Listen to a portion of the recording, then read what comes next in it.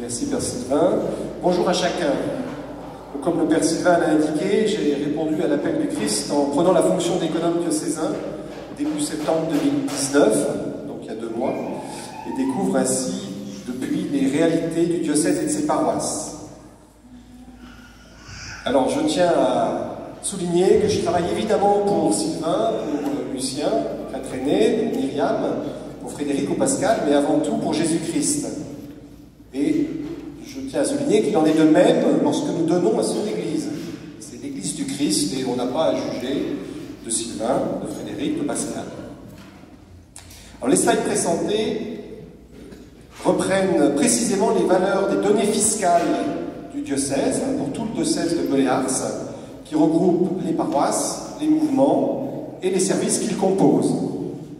Alors tout d'abord, un grand merci à tous les donateurs qui contribuent aux plus de 8 millions d'euros des ressources récurrentes avec les valeurs relatives qui sont indiquées. C'est la seule sève de notre Église.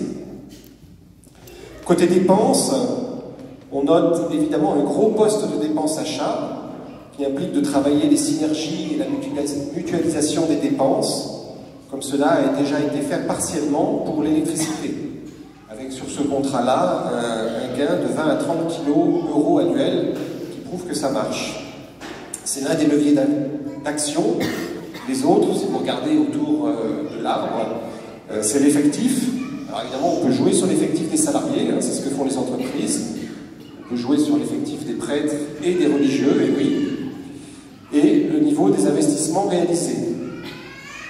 Par contre, sur les taxes et les organismes sociaux, nous ne maîtrisons pas. Le total des charges étant de plus de 9 millions d'euros pour des recettes récurrentes à 8 millions d'euros, nous voyons qu'il y a un déficit d'exploitation et qu'il est structurel, puisqu'on le retrouve depuis des années. Alors ce déficit, il est comblé grâce à Dieu et grâce à tous nos aînés disparus qui ont légué tout ou partie de leurs biens à l'Église dans les pays de l'Inde. Et diocèse considéré comme pauvre, voilà, peut-être une nouveauté pour certains, mais c'est le cas, nous noterons également de belles contributions d'autres diocèses. Alors, donc il y a des diocèses français qui contribuent à rééquilibrer nos comptes. Et puis un diocèse allemand qu'il faut souligner, c'est le diocèse de Münster, qui subventionne le sanctuaire d'Ars à hauteur de 750 000 euros sur 3 ans. 250 000 euros en 2018, qui sont compris dans les 859 kg euros ci-dessous. 2019, on vient de recevoir le virement, et 2020. Les cessions d'actifs correspondent aux ventes de biens qui, plus ou moins utiles à un moment donné, sont vendus pour financer le déficit. Alors vous avez reçu à la Toussaint le flyer d'Urgence Vitale, qui est repris dans ce slide. Je remercie le Père Sylvain pour ses interventions claires et étayées lors des messes du week-end. Normal, vous direz-vous? Eh bien oui, et pourtant, ce n'a malheureusement pas été encore le cas partout.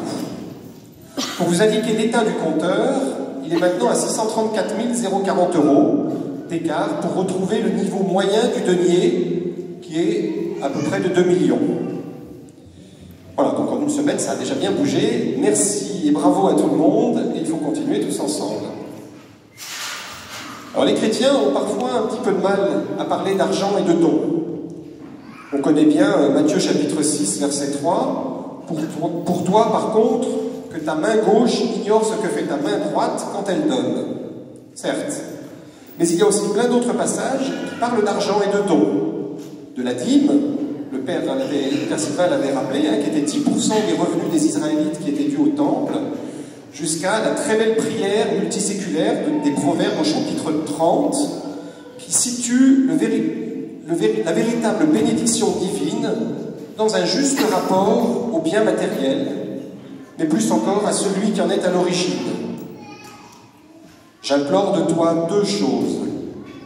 Ne les refuse pas avant que je meure. Éloigne de moi fausseté et paroles mensongères. Ne me donne ni pauvreté ni richesse. Laisse-moi goûter ma part de pain, de crainte que, comblé, je ne me détourne et ne dise « Qui est le Seigneur ?»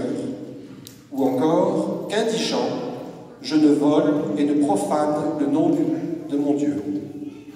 Merci de votre attention.